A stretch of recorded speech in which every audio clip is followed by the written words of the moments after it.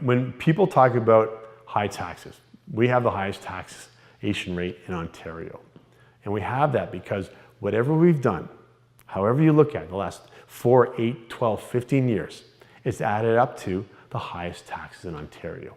It's time for real leadership to come in, someone with a real business mind, someone who could bring others together who are experts in the field and sit down at the table and understand that economic development is the way out for this, is the way to address and attack the taxes.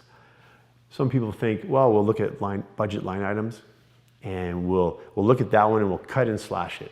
Okay, then you want to do more cutting and slashing and more cutting and slashing. You want to get rid of the libraries.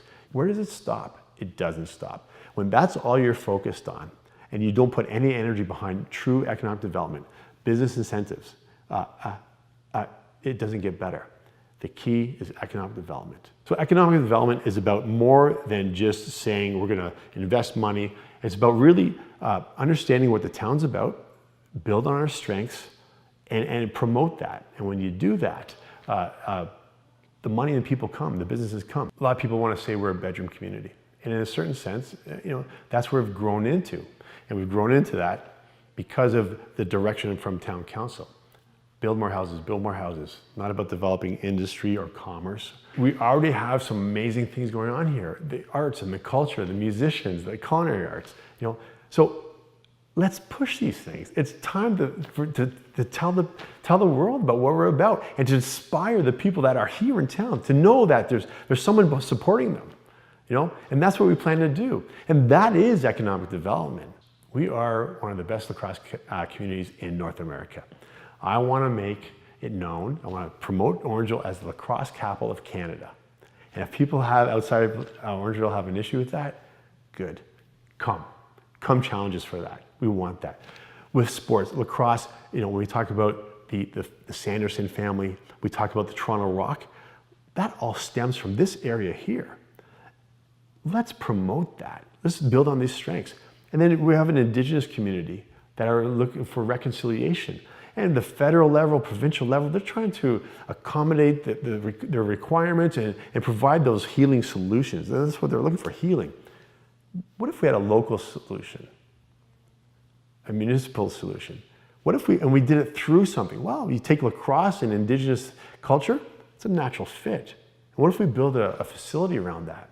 And not a field house, but where we have sort of a museum of sorts, where we talk about the Indigenous heritage and our settler heritage and how they come together. Really, the sport can provide the example of what collaboration is really about.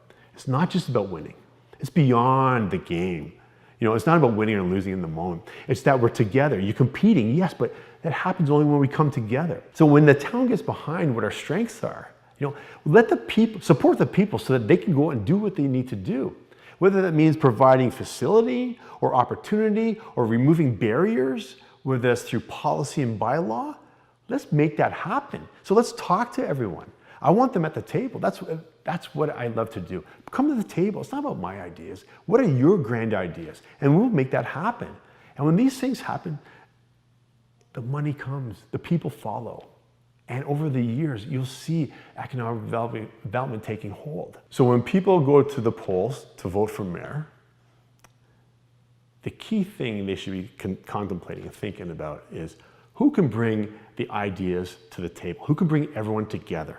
It's not about anything other than someone who can lead, someone who they're inspired by, someone who will make sure that a mayor is going to protect your interests and support your ideas. That's what you need to think about when you go to the polls and you're choosing your next mayor. Just go through the choices and understand, who do you really want to represent you? I think the choice is clear. Who? It's Darrin Davidson. If it wasn't Darrin Davidson, I wouldn't be running.